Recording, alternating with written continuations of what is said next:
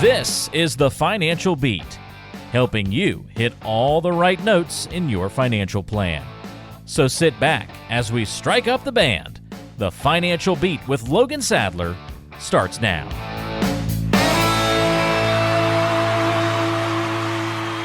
Welcome once again to the Financial Beat, ladies and gentlemen. Logan Sadler is here, VP, Chief Investment Officer at Gary Financial, and we're going to talk, as always, about getting you to and through retirement. My name is Ron Stutz. Logan, how's it going? I'm doing great, Ron. Getting things going this year and off to a great start. Hopefully many of you are too, and ready for a great show today. So hard to believe that we're so far into the year. I mean, my goodness, it seems like we just had, New Year's Day, not long ago. I feel like it goes like Christmas, then July, and then Christmas, right? Is it? Pretty feels like it flies. Pretty much. Hey, listen, before we get into the show today, let me remind everybody of the phone number to use to get in touch with you. It is 888-823-PLAN, 888-823-7526. But the easy way to remember it is 888-823-PLAN, because everybody needs one. Let's go into this little exercise called Agree or Disagree. And I'm just going to ask you if you agree or disagree with these statements, and just tell me what's on your mind, okay? First one here is you should always pay off your house as soon as you can. You agree or disagree? I would say disagree with like quotation marks around it. It is always a good thing to pay off your house. For a lot of you out there, it should be a goal. For many people, it's a great tool to be able to pay that off and then have extra income coming in. However, sometimes I have clients that, maybe they feel they have a low mortgage, a 3% or a 4% mortgage, and they feel like, hey, you know what, I'm getting maybe 6, 7, 8% on other investments. I'd rather park the money there and I'm going to continuously save the money. Then that might make a lot of sense too, right? But, I always say is people say they're going to do that. They say they're going to, I'm not going to pay off the house. I'll keep saving the money. And then they don't, and they spend it on something else, right? And then they're not getting those investment returns they were talking about. So in that case, it may have been better to maybe pick a goal to pay out the house. So I think it kind of depends. But in general, I think it is a good thing to pay off your house if you can. But, for a lot of our clients, it's not necessarily crucial to do that. So what we end up with is an answer that is good for a lot of questions. It depends. Yeah. In my business, in our industry, that's about 90% of the answers, right? Is could be, could not be. Yeah, a lot of things to consider.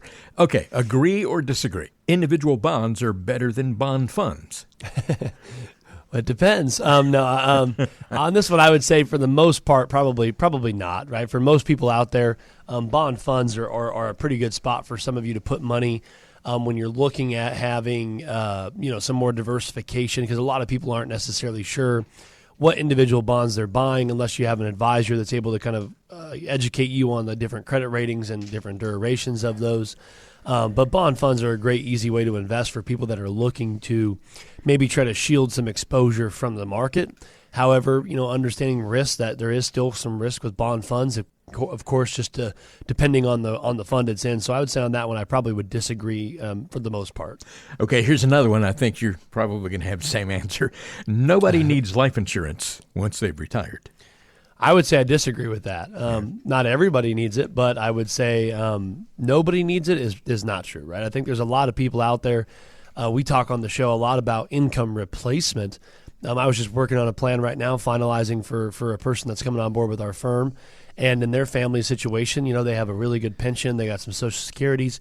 However, if one of them passes away, they're going to lose about $5,000-$6,000 a month, right? Yeah, not a year, a month, right? And so when you look at that, yeah, they have over $1 million to invest and all that fun stuff. But at the end of the day, do they really want to spend more of their money down? Probably not, right? So having some life insurance in the plan sometimes can be a great way to help replace some income if we're losing it from maybe a pension, maybe Social Security, or any type of maybe annuity payments or things like that might be going away. There definitely could be some need for life insurance, or maybe even to help pass on some wealth is a good reason to have it as well. You're listening to the Financial Beat with Logan Sadler, Gary Financial. And another question for you here, Logan. Agree or disagree? It is better to have a fee-based advisor instead of a commission-based broker. I would say I probably agree with that. However, I always tell people there is different ways to get paid. I don't think any of them is maybe better than the other. But having an advisor that charges like maybe a percentage of your assets, maybe they charge 1% per year or 2% per year or whatever they charge you. That might be better because you might be able to feel like you're getting some more unbiased advice. Maybe, hey, they're not pushing me into this one type of mutual fund because they get paid more from it or whatnot, right? I think a lot of people out there have those worries. However, there is some commission products like maybe insurances and things like that, yeah, the person might be getting a commission off it. However, it might also better my plan too, right? So not one versus the other there, but I would say in general, I probably agree with that. Just another thing to throw in there, and this is totally my opinion, but it seems that an advisor would consider a whole lot more than a lot of brokers do. An advisor like you, you take everything into consideration, and a broker might not do that. Yeah, it's a great point. A lot of people out there, like I'm working with another client right now who's about to come on board with our firm, and like you said, they have a very good broker who pushes them into a lot of different higher paying mutual funds and things like that, when they probably, by using an advisor like us and by going over the proposal with them, they were just shocked at maybe some of the other options and solutions that we're able to mix into the overall portfolio. Okay, another question here, and this is a statement that I'm going to make, folks. If you just joined us, I'm making a statement. Logan tells us if he agrees or disagrees. Logan, annuities are a ripoff. I would say I disagree with that.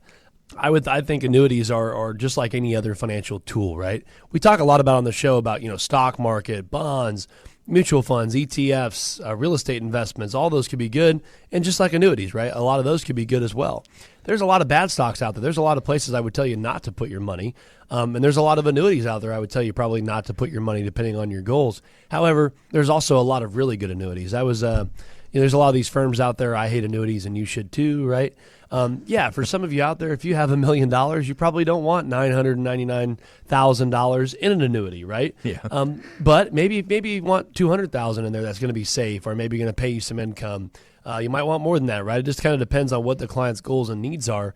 And I think annuities are a little bit oversold in certain areas. However, maybe undervalued and by other people as well too, right? I think understanding the value of what you're trying to do with your plan, what your goals are, what your concerns are, and then using the proper tools to help build that out is very important. And for some of you out there, an annuity might be a piece of the puzzle to certain people's plans. We're going through a long list here pretty quickly here, and Logan is telling me if he agrees or disagrees. You'll be in a lower tax bracket in retirement, so it's best to contribute to defer taxes now and pay them later. So what do you think? That's a hard one to answer. I'm going to go with my favorite answer, right? It depends. We should have a segment called It Depends. But no, I would say yes. In general, that's the thought, right? Would be, okay, I'm going to make $200,000-$300,000 a year right now while I'm working. When I retire, I'm going to go down to making maybe $100,000 a year. So I'll go down to probably from the 24% federal to maybe the 22% federal tax bracket. So I'll be in a little bit lower tax bracket. However, a lot of you out there are accumulating mass amounts of wealth, right? I have clients that retire, and with their investments and things like that, they're going to be at $200,000 or $300,000 a year in retirement too. So that whole thought of, well, tax rates will go down didn't really work out in that scenario, right? So, there's a lot of different tax planning, I feel, in today's world, like Roth conversions, tax loss harvesting, using different types of maybe some tax-free life insurance policies and things like that are very important to help try to manage that tax bracket exposure throughout your retirement, because it's not necessarily the case for everybody that you'll be in a lower tax bracket in retirement. And I think it's important to know that going in. Okay, I'm going to make another blanket statement here, and can't wait to hear what you say to this. You should never use credit cards. What about that, Logan? Yeah, I would say I disagree with that. I do agree with the Dave Ramseys or other people out there that people overuse credit cards, or they don't know how to use them, right? Maybe they say, hey, you know what? I'm going to swipe this card for $10,000. I needed some new rims and tires. I've worked hard. I deserve it, right? Yeah. But don't worry. I'm going to pay it off next week, Ron, And then guess what? They don't, right? Yep, that's the problem. Yep, and then something else comes up, and next thing you know, you got $20,000 or $30,000 in credit card debt, and all of a sudden you're like, well, I can only afford to put $200 a month towards that, right? And then all of a sudden we're in a bit of a pickle there. So I think there is a lot of people out there that use them irresponsibly, or just simply don't know how to use them, or how that snowball could work, right? So I think it's important to understand and educate yourself on what credit cards are and how to properly use them, and understand that it's not just free money, right? It's money you're going to have to pay back, and with some good interest on it, right? So making sure you understand how they work, I think, is very important. Okay, true or false? It's better to buy mutual funds or ETFs instead of individual stocks. I would say for most people that's true, right? For most people, I think you're better off, like Warren Buffett says, most people out there are better off buying the S&P 500, for example, versus trying to pick 5 or 6 different stocks that are going to hit gold, right? For example, for some of you that don't know, mutual funds and ETFs, you're buying a basket of securities. So, for example, if you're buying a technology ETF or mutual fund, you might own Apple, Amazon, Tesla, any of these type of big, more tech companies, Facebook, Meta, those type of companies. When it's a little bit easier to say, okay, I'm going to buy that whole sector, and if it does well, I'll probably do well. However, if it goes down, if one company goes under or this or that, I probably own 10, 20, 30 other companies, so I'll probably be okay. When you buy just one company or 5 companies or 10 companies, you're kind of putting all your eggs in just a few baskets there, right? So the risk is a little bit higher. And I think for the average person out there, they have a hard time trying to find the winners or losers out of a portfolio. And heck, even some of the professionals out there have a hard time trying to find the winners, right? So I think it's important to understand risk and diversification. And most people are probably better off with a mutual fund or ETFs if they're looking at the market for some of their money. Okay, here's another one that a lot of people wonder about. Agree or disagree? You should start your Social Security as early as possible to ensure that you get your money out of the system. Yeah, I think you know my answer on that one. I would say disagree, right? Yeah. I think there is definitely a lot of instances where taking it early makes a lot of sense, right? Depending on your situation, I can probably give you 4 or 5 examples of situations where I've said, hey, let's go ahead and take it early. Maybe you have a bad health diagnosis. Maybe the wife... Maybe your husband or wife that has a huge pension from the state or government where they're not going to get any of your Social Security, and maybe you've had some health issues, so maybe it might make sense to take it. You're both retired, lower tax bracket, might make sense. However, I see a lot of people that take it, and they're getting their $2,000 a month or whatever it is, and they're still working, making $120,000, $150,000 a year. So I don't think they understand that they gave up that potential increase of the Social Security.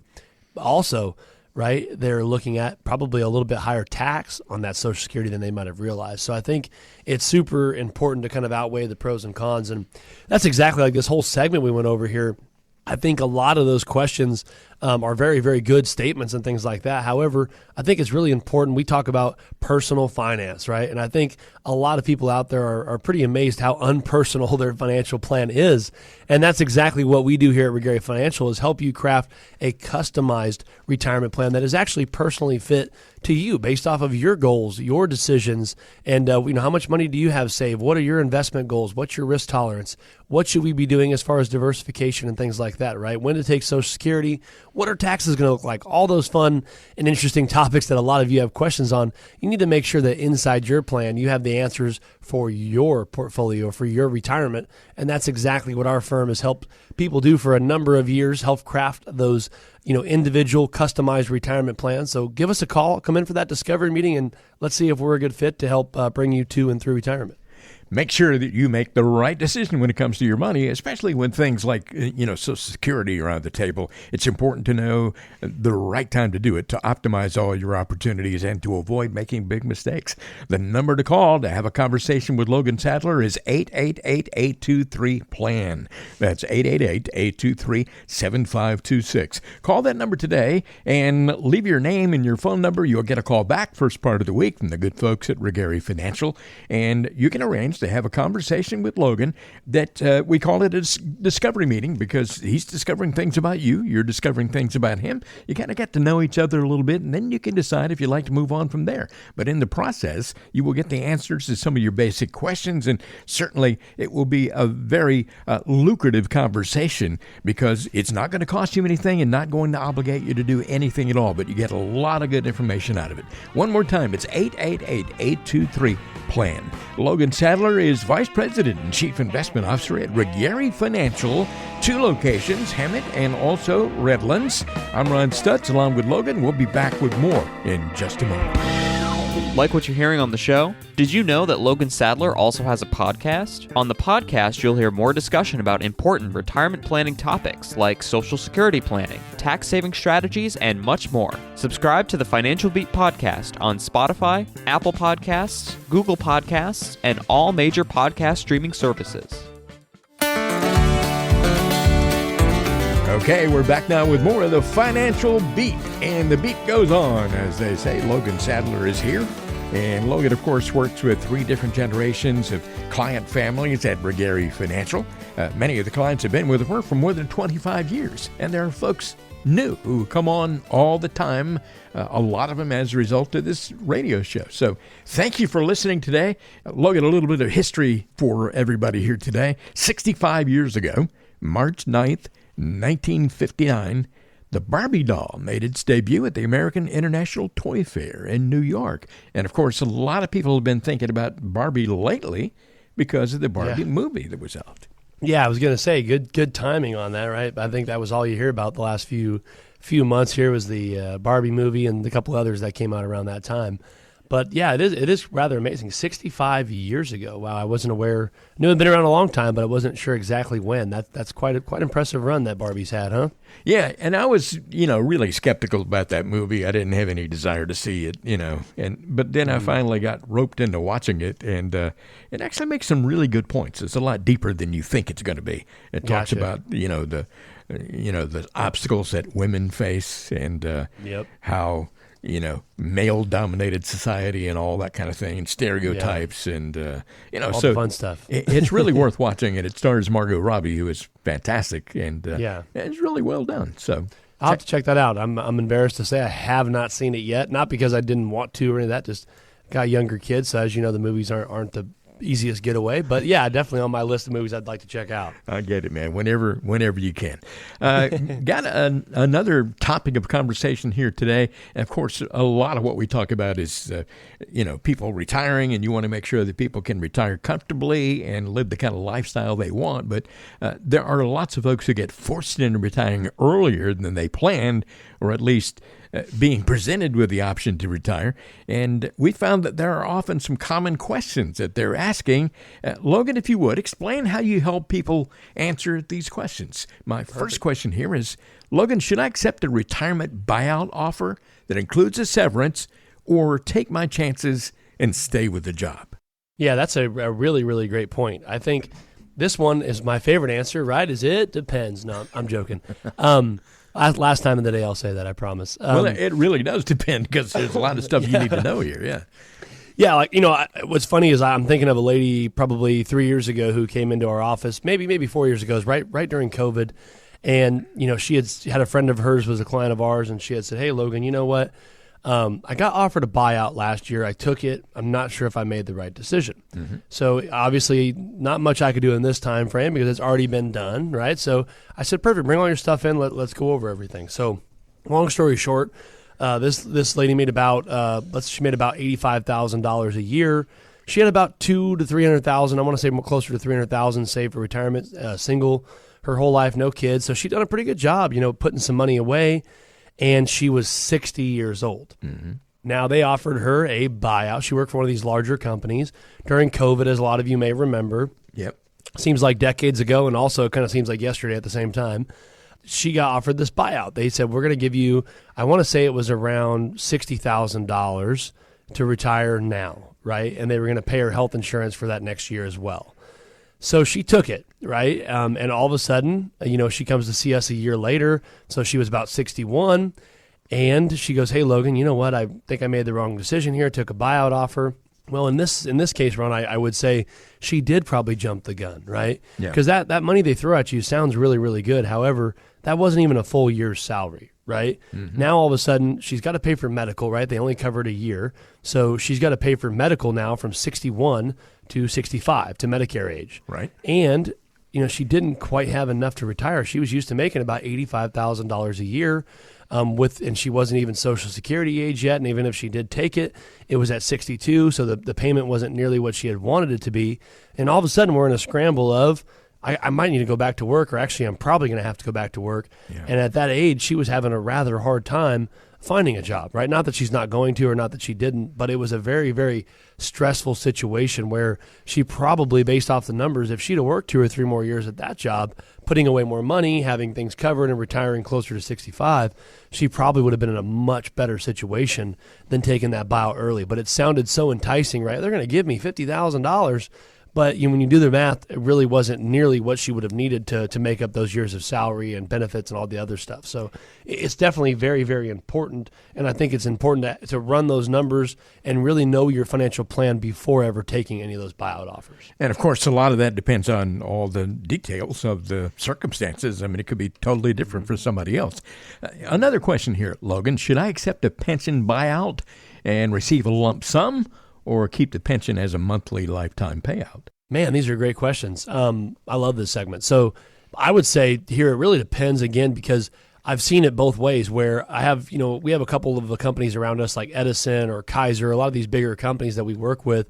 We have a lot of clients at these places, and it really depends because sometimes I'll say we got to run the numbers, right? If you're looking for a guaranteed payment, it's really, really hard to beat a pension, right? However, there is some annuities out there that do offer a payout just like a pension. However, there might be some leftover cash value in it if you pass away, right? A lot of people are aware most pensions, if you take $5,000 a month, if you pass away, that $1 million they were going to give you is gone, right? It typically goes back into the pension fund. Mm-hmm. However, if you take the buyout and take the lump sum, you typically can invest it, whether that's the market, stocks, annuities, wherever you decide to put it, and there could be some money left over for the kids, right, depending on how you invest it and what you have left over. So I think it's very important to run those numbers and see, number one, what's our goal? What's our risk tolerance? And, can we beat it or can we get close to it to make sure it's a sustainable income for your retirement? Because most of those pensions, you're not trying to grow it the most, right, after you move it. You're really trying to get the highest payment because that's what you worked that 20 or 30 years for, is to get the highest income you can in your retirement years. So we got to run those numbers and make sure we're getting every little penny out of that we can, but also making sure we're protecting our assets. If we passed away earlier, things didn't go according to plan, we have some money left over. We're talking about when you're forced to retire or given the opportunity to retire and what you should do, what decisions you should make here on the Financial Beat. Logan Sadler's number, if you want a one-on-one conversation with Logan to talk about these kinds of things, 888-823-PLAN, 888-823-PLAN.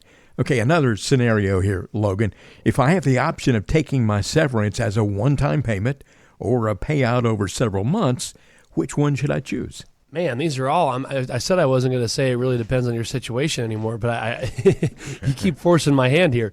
This one, I've seen it both ways, and it really depends on, what is the lump sum amount, how much is that, and then what's the payout amount over the next several months. There might be a reason to take the monthly one. However, if it's going to spread over 2 tax years, depending on income, that might make sense to spread the taxes out. If they're going to give you $100,000. Now, or $50,000 basically this year and $50,000 next year, depending on the monthly amount, that could make some sense also. But what I would recommend is you definitely want to run the numbers to kind of see, okay, where am I getting the most money, and also tax-wise, how is this going to fit in? Okay, I apologize in advance because this is another one of those where I'm almost certain that you're going to say it depends. Oh, man. Should I find another job or just try to retire altogether and try to make it work? I'm not going to say it, okay? I'm going to start with something else here. I'm going to say you really need to look at what your longer-term goal is, right? Should I find another job or just retire altogether? I would say, what is your plans telling you, right? What's the number saying? If you need $5,000 a month, or if you need $10,000 a month to retire, do you have the money to do that, right? Based off Social Security, pensions, or savings, how successful will you be at achieving that income goal? How long will it last? And, how would that look number-wise? The next question you got to ask is, am I ready to retire? Not just financially, but also emotionally. Because I think a lot of people aren't aware of all of a sudden, they're like, you know what? I worked at Edison for 30 years, and I used to do something every day, right? Or I was a nurse or a doctor, or I was in a trade, or I did this or that. I knew what I did every day. And all of a sudden you wake up every day and you're like, well, I'm at home watching the news, right? It's not normally the ideal retirement. However, if you know what you're going to do, maybe you're going to play golf, maybe you're going to volunteer, spend time with the grandkids, travel. If you know the things you want to do and have a clear-cut path and say, I'm ready, then I would probably say, if the numbers are lining up and the emotional decisions lining up, I would probably lean towards more of the retirement end. But again, got to make sure that the financial numbers are reading that too. Okay, one more question in this category of conversation here today, Logan. Will I have trouble getting hired by someone else at this age? Yeah, the age discrimination and things like that, there's a lot of rules and stuff like that against it, right?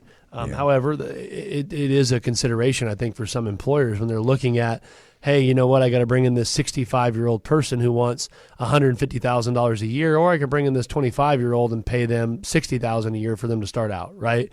I think that is a very real thing. I wish it wasn't that way, because I think there's a lot of companies out there that do value the experience and things like that and are looking for maybe an older person to lead them and train that next younger talent group. However, I have seen it personally be a problem for some of our clients trying to maybe relocate jobs and things like that in their later years, 50, 60-year-old range. So I definitely think it's a consideration before being forced to retire or before, walking away voluntarily. I think it's definitely a consideration you need to consider and making sure you've kind of run those numbers and went through that in your head of what those troubles could look like. Yeah.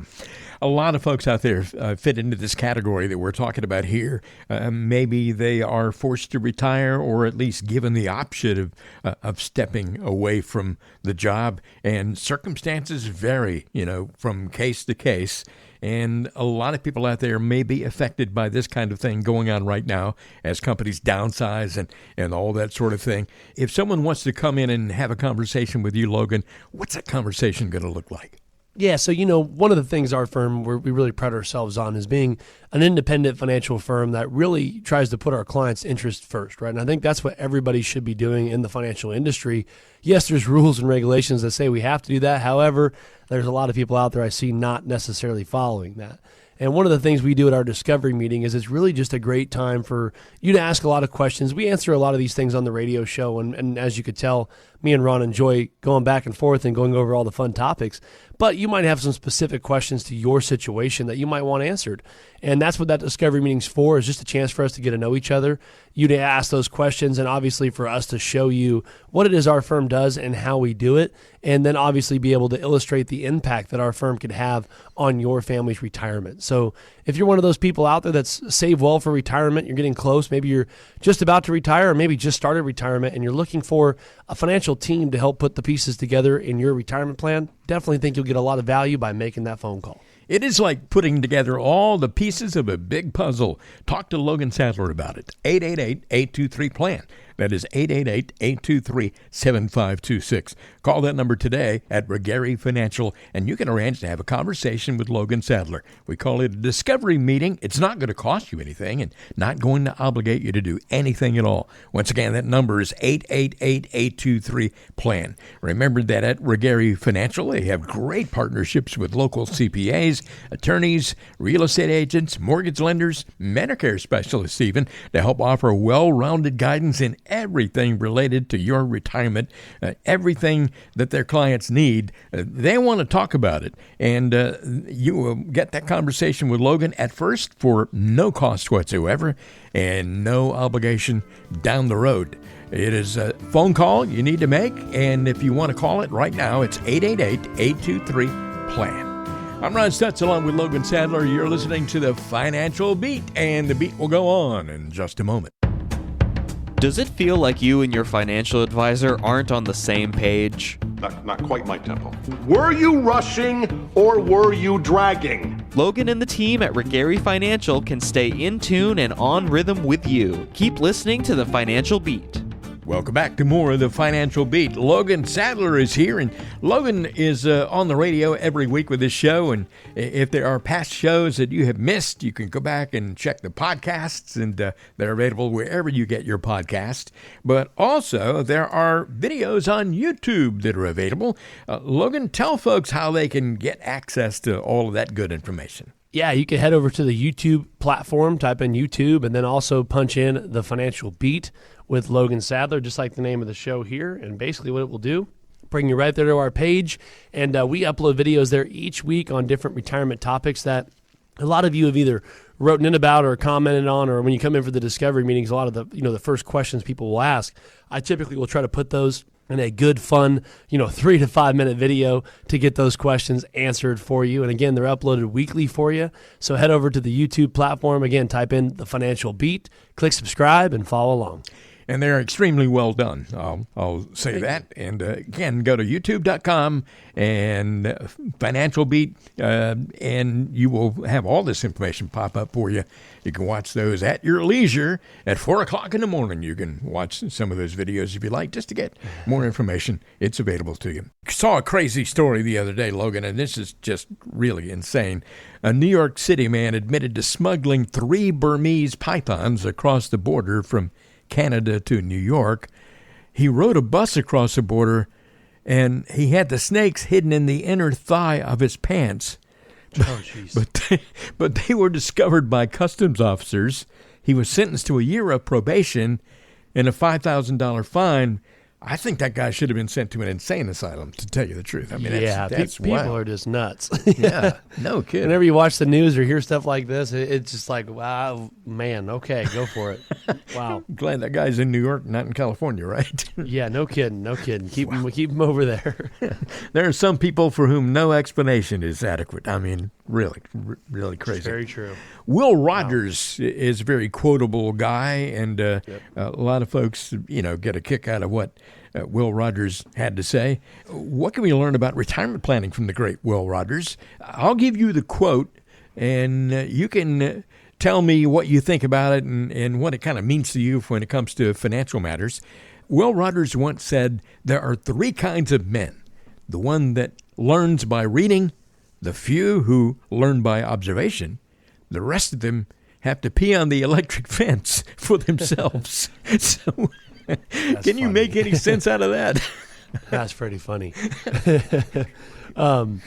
Yeah, I think, one of the big things I would say is learn from other people's financial mistakes whenever you can, right? Yeah. I think there's a lot of people out there that, maybe your parents were awful with money, right? They retired and they didn't have anything, or maybe they didn't make much money, or whatever it is. Maybe they just made a lot of bad financial decisions. Mm-hmm. I have some people in my family, not my parents or anything like that, but further down the line, and they made some very, very, very, very bad decisions with money. And it's very interesting because, 2 generations now, people have learned from that, right? Yeah. And I think that's one thing I could tell people is, if you have a friend that is really, really bad with money, learn from it, right?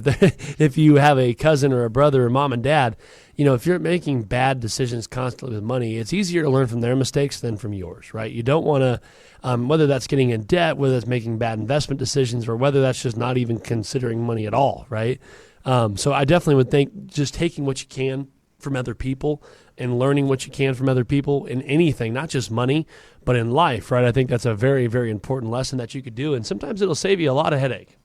That brings up a thought with me. It's like, if you're planning your retirement yourself, it's likely the first time you've ever done this, and probably the only time you get to do this. But if you are in touch with Logan Sadler, he's seen hundreds of these cases, and he's been able to learn a lot from mistakes that people made before they came to see him. So, why not take advantage of all that experience and all that wisdom? So, no, great point, Ron. I always tell people, you could mow your lawn yourself. You could, you could go to the gym yourself. You might not need a personal trainer. You may. You can, sometimes you can do a lot of healthy stuff yourself to get yourself healthy, but sometimes you still got to see the doctor, right? Yeah. And I think that's exactly what retirement is when you're looking at, like you said, you build up this nest egg, you put money away for 30 or 40 years, and then you're going to try to do the best you can to manage that into retirement. If you mess up, it could be pretty costly and it could not look great. So, I think it's important to really rely on a professional for most of the people out there. I think is definitely the way to go to make sure you're doing things right along the way. Here's another Will Rogers quote. The only difference between death and taxes is that death doesn't get worse every time Congress meets. What do you think of that one? Yeah. He said that about 90 years ago or something like that, I want to say, right? And it's funny how it's not too far off from today, right? It's still pretty true.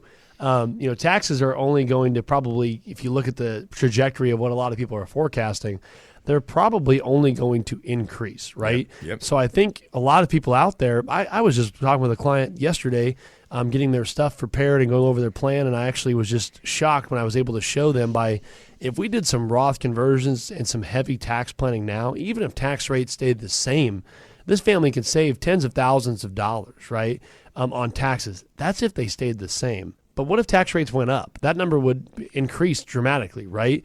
So even if tax rates stay the same, a lot of people are in some pretty deep tax holes in the future with their deferred accounts and things like that. So I think, like you were saying, Ron, it's very important to look at how things are and understanding that, any money you own in a 401k or an IRA, the Uncle Sam that we all love, right, is a owner on that 401k. They are partners on that with you. And the nice part is every time they get together and vote on something, they get to decide how much of that they own. Is it 20%, 30%, 40%? Hey, maybe it's 50%, right? So I think that's a pretty good deal for them. And for a lot of you out there, there's a lot of different strategies and things like that a lot of you couldn't be executing now. And I think it's very, very important to really consider that in your retirement plan. Oh, absolutely. Here's another one that may take a little bit of explanation. Will Rogers once said, when you are satisfied, you are successful. For that's all there is to success is satisfaction. Can you make sense out of that for me and all the listeners? I'm going to try my best here. I think what we're trying to say here is, don't chase a specific net worth, right? Or don't chase a specific account balance in your 401k or your IRA, right? Focus on getting the plan that gives you the satisfaction in your retirement, right? That gives you the peace of mind and a target to shoot for to help execute your retirement plan. And I think that's what's really, really important when you look at it. I have clients, I tell them all the time, it doesn't matter if you have $1 million. It doesn't matter if you have $3 million, right? If it's not going to help produce the income and the lifestyle that you might need, or the goals as far as legacy or taxes or whatever it is you might want to be wanting to, it really doesn't matter how much money you got, right? You could have 100,000, you could have 10 million. If it's not producing the plan you need, none of it really matters, right? So I always tell people, work more towards, what does my plan look like? What am I trying to accomplish in retirement? What type of income do I need? What's my tax situation look like? Do I have long-term care covered? Have I addressed that in my plan? All of those types of things that I think are really, really crucial to building a successful retirement. And a lot of people are sometimes shocked that they might not need as much money put away as they may have thought. That $1 million target or that $5 million target or whatever the target was, it might not need to be that high, right? And for some people, it might need to be a lot higher. It just depends on what it is you're trying to do. So I think working towards a goal for your overall plan is more important. Got to have your money in the right place, and it's all about income streams. Once you retire, you need to figure out what kind of income streams you need, how much you're going to need to live on, and do the things that you've always wanted in your retirement. So that's one thing that Logan Sadler can help you with. By the way, you want to call Logan's office, it's 888-823-PLAN, 888-823-PLAN, and it's certainly worth noting that everybody's situation is different. You are unique. Just keep that in mind. There's no one-size-fits-all when it comes to retirement planning. Here's another Will Rogers quote. It's not what you pay a man, but what he costs you that counts. What in the world does that mean? Yeah, good point. Something's kind of difficult to explain.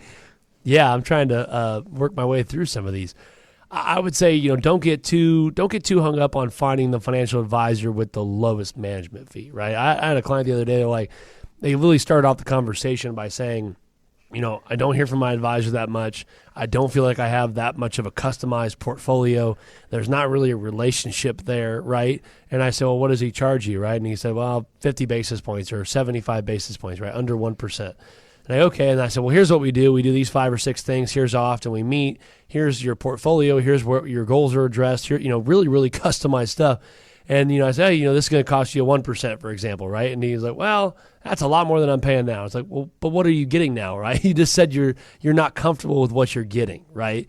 And so I think a lot of us are aware in today's world that sometimes you got to pay a little bit more to probably get better service or a better quality product.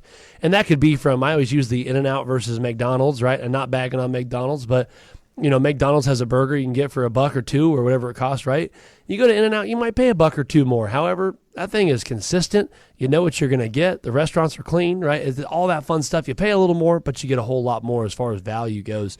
And I think that little small example there is just a very, very little example of how that could be portrayed in a financial plan. So I think I would focus more on the relationships and the planning and the value that you're getting rather than just what the expense is. Of course, you got to understand what the costs are and fully be aware of that. But I think really diving into, well, what is this advisor's relationship like?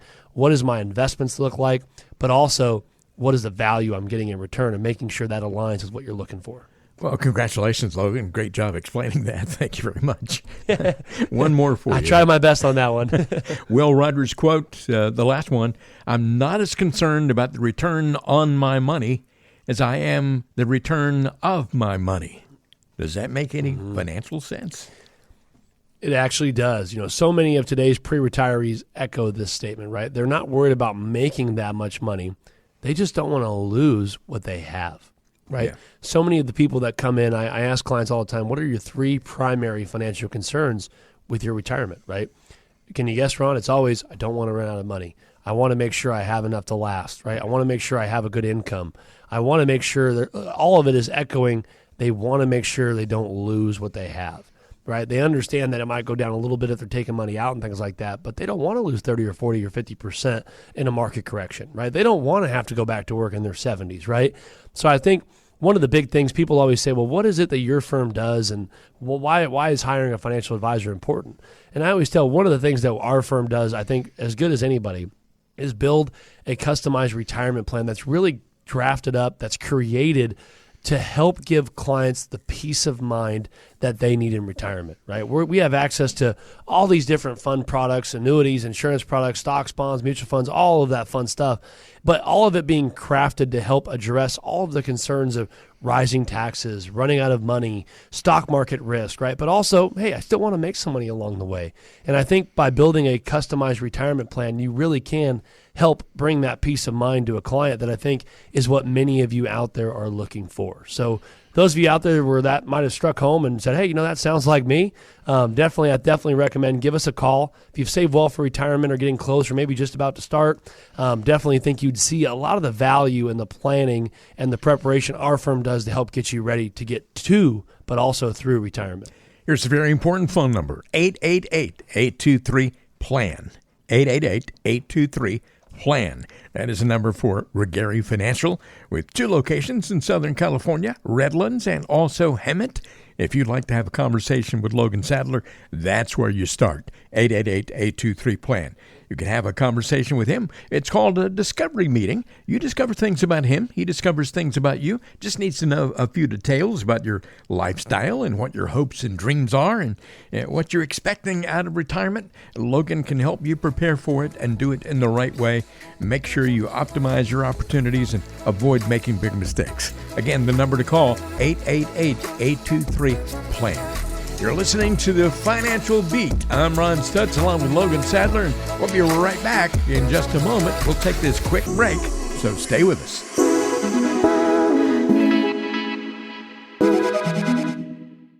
We talk a lot about creating a better 401k, but are we actually taking steps to do so? Maybe it's time to stop talking the talk and start walking the walk. By texting the word advice to 21,000, Logan Sadler can provide you with his 401k action steps, a guide that provides you with powerful information that could potentially save you thousands in taxes and fees and put you one step ahead when it comes to your retirement. So text the word advice to the number 21,000 today. For this special report, text the word advice to the number 21,000.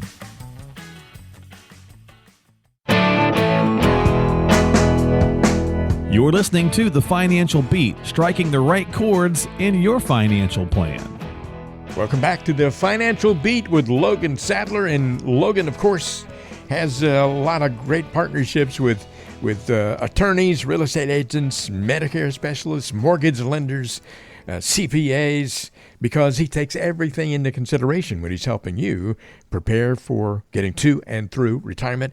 And not only that, but an outstanding team of folks at Regary Financial, folks who are ready, willing, and able to help you, and all about protecting your finances and your future and your family. If you want to get in touch with all of that, all of those resources, 888-823-PLAN is your number to call for Regary Financial, 888-823-PLAN.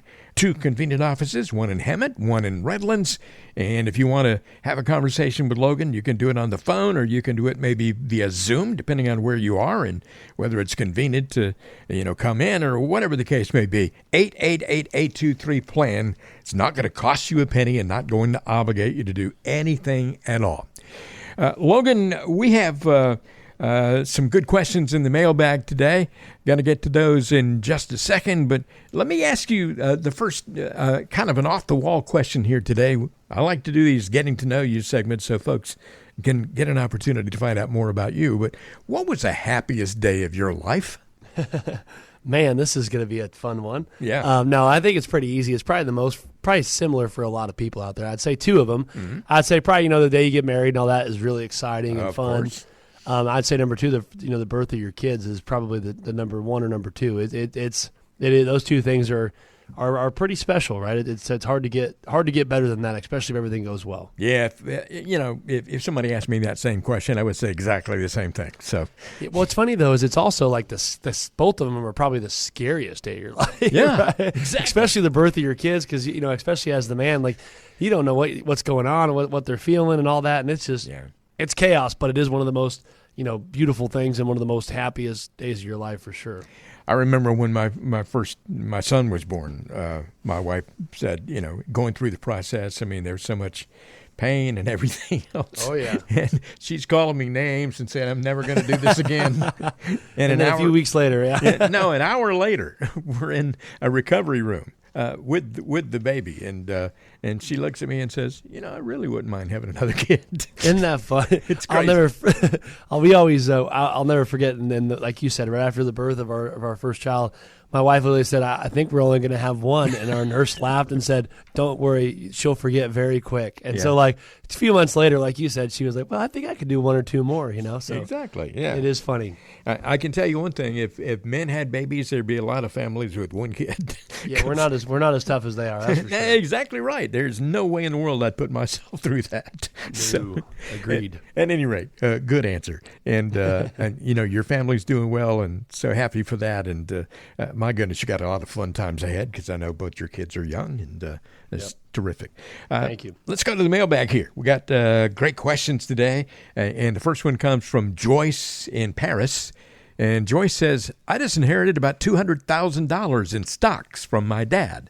I could take a little over half of it and pay off both my car and my mortgage, which my husband thinks would be a good idea. But I don't know if I want to make changes to this stuff that was my dad's. What do you think? Yeah, that's a great question. And first off, sorry about the passing of your dad, and that's awesome that he was able to leave behind a little legacy there for you. $200,000 for a lot of people is a good chunk of change. Yep. And like you said, I think it's kind of funny because a lot of people like the idea of being money left to them. However, they're like all of a sudden when they get it, it's like you kind of feel this pressure, right? That it's like I better do the best thing I can with this, right? I better be a good steward of this money. And there is some good and bad things you could do. Paying off debt is never a bad thing, as far as paying off your car and your mortgage and things like that. However, I'm not sure if I would jump to that just yet. I think what I would kind of do is look at your overall situation. What assets do you have? What investments do you have? What's your income? And then, hey, could we make a better return on this money by either paying down debt, or can we make a better return on this money by investing it, right? Like you had mentioned, your dad has it in stocks, probably have done pretty well. I would look at, what stocks does he hold? Do we want to keep them, make adjustments to it, and then look at, okay, is it worth paying off debt or not? I would say probably, I don't know if I'd pay off the mortgage with it, depending on how much you owe and what your rate is, as well as the car. I don't know if I'd pay off the car yet, depending on what the rate is and things like that as well. But I think some of the things you should be looking at is, where do I want to invest this? What am I going to do with the money? What's my goal for it? And then we could help build out a plan from there. But give us a call. I help a lot of people go through this with different inheritances or different ways that they get money, and they're trying to figure out how to best guide through that. We could definitely help put together a plan for you that really probably fits all the goals you're needing. Yeah, and I would suggest, Joyce, that you get in touch with Logan and have a longer conversation with him about all this before you do anything, because it can be very, very important. Next question here is from Bobby in Temecula. And Bobby says, there's a section on my 401k statement showing that I can expect to create an income of about $4,000 a month from my current account balance. How reliable is that number? What are they basing it on? Yeah, I like how they do that for a couple of reasons, Bobby. That's a really great question. Probably the first time we've been asked something like that on the show. That is basically what they're doing is I like it, number one, because it gives you an idea of kind of, okay, well, what am I looking at here? However, they can be very, very misleading. And I don't think they do it on purpose, but I do think it's very misleading where some people go, okay, I have $200,000 in my retirement account. It shows I can get an income of about $4,000 a month when I retire. Well, is that assuming your Social Security's in there? Because a lot of people aren't aware that is including your Social Security on some of those forecasts, not all of them, but on some of them, as well as that's assuming like a 7, 8, 9, 10% return or whatever the historical rate has been. Also, if you kept contributing the same amount, right? So you got to look at some of those things. A lot of people think, I could just stop now, I'm good, right? And so I think it's a good idea to give you a little bit of an idea of what things could look like. However, I think they're very misleading because a lot of people, I had a client literally not that long ago that said, well, I can get about $4,000 a month out of my 401k, plus I can get, my Social Security to be about $3,000 a month. Mm-hmm. It's like, well, actually, if you read this here closely, that's including your Social Security. So it's only $4,000 total, right? Oh, wow. And so I think there's a few things to be aware of in there. And again, I think it's a good idea that they give you a little bit of a forecast there. However, I just don't think people look enough into it because it could be a little confusing. So give us a call. I'd love to go over your 401k with you and see, okay, realistically, how accurate would that potential number be? And is it something that's sustainable in retirement? Because more often than not, it's not. But definitely recommend giving us a call and we can walk through it. We call this segment of the show the mailbag, but sometimes that's not accurate because, some people phone these questions in and leave them in a variety of ways. So you might call it the mailbag, a request line, whatever you want to call it. But these are good questions, and Logan always enjoys answering them. Mick is in San Diego and has a question. Mick says, we have a lot of big travel plans once we retire, including destinations on all 7 continents. Do we need to plan on having even more income in retirement than we have right now? There's another one of those it depends questions, I guess. Yeah, it depends on how much money you have saved, where's it at, and what type of income it is, right? Yeah. I was doing actually I just did a plan maybe 2 months ago now where working through a client, they wanted to have I always would like to set an expenses. Okay, so what do you need in retirement to pay your bills? Well, I need, $6,000 a month would pay my mortgage, my health insurance, car payments, anything I would need, right? And then they go, but I'd also, I want to travel. So on this client specifically, they wanted about $20,000 a year for their travel budget, right? So it's okay, let's build this plan out to know, okay, we're going to have X amount of money coming in for income, but also if we wanted to take our travel trips and we did this amount each year, how would that affect the plan, right? Is it enough? Is we need more? And then we could actually really help set those goals for it, because I think the first thing is what's a need and then what's a want, right? Need is income. We need income to pay bills. A want is the travel, right?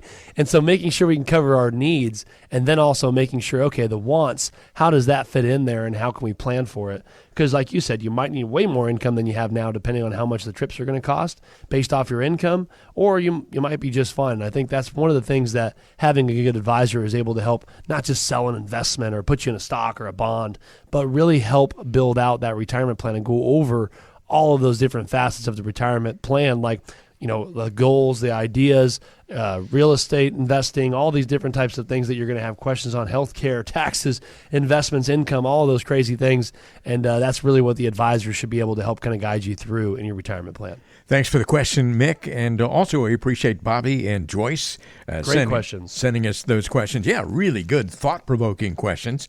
And all, I think, require a conversation with you for a more detailed answer. And I hope they will make that phone call to your office. When you typically meet someone for the very first time, when you talk with someone for the very first time, let's say that somebody listening to the show today decides to call in and get that discovery meeting going. How does that conversation go? What actually happens? Yeah, when they call in, basically you're going to leave a voicemail here on the phone that Ron gives you a number to, and somebody from my office will reach out first thing Monday morning, and basically what happens from there is we'll arrange a time to jump on a Zoom call or even in person. And you don't meet with anybody else. You meet with myself. And basically what we'll do is we'll introduce you to who we are, what the firm does, a little bit about our history. But really a lot of it is more about what are you trying to do, right? What are you looking for out of an advisor? Where are you at in your life? And how can we help answer some of the simple questions? And also the more in detail questions, how can we help show you some of the value that we're able to provide to our clients in their retirement? we understand that we're not a fit for every single person in the world. However, we do know that most people that are approaching retirement and looking for an advisor that really helps build out a plan to give them that peace of mind, and also help address the 5 pillars of retirement, we call them, to really make sure that you have a plan that's not just built and, hey, I have some investments, but hey, you know what? I know that if the market's good, bad, or sideways, if I live this long or that long or I die suddenly, I know that I'm going to be covered and my family will be covered. If you're looking for a real plan, that is exactly what our firm does, and that's exactly what we're going to talk about during our first meeting. 888-823-PLAN. That is 888-823-7526. Your number to call for Regary Financial. There are 2 convenient Regary locations, one in Hemet and one in Redlands. If you'd like to have a conversation with Logan Sadler and get help not only from Logan but an outstanding team of folks at Regary, all you have to do is reach out and make that phone call. 888-823-PLAN. It's free and it's obligation free as well. Doesn't matter if you live in Hemet or Redlands or Rancho Cucamonga, Banning, Beaumont, Temecula, Orange County, Loma Linda, Corona, Indio, wherever you are, San Diego. Reach out with a phone call today. 888-823-PLAN. I'm Ron Stutz along with Logan Sadler, and it has been my pleasure to hang out with you for a while today. Logan, some pretty tough questions you did a great job answering, and a lot of those answers started out with, well, it depends. But there's a lot to think about, that's for sure. Definitely. I thought we had a great show today, covered a lot of fun topics, some we normally cover and some we haven't covered, I don't think. And like you said, I always enjoy a challenge, and hopefully you as the viewers and listeners, hopefully you enjoyed it, and we'll be back here again next week with another one. Join us next time for the next edition of the Financial Beat with Logan Sadler, Regary Financial. Have a great week.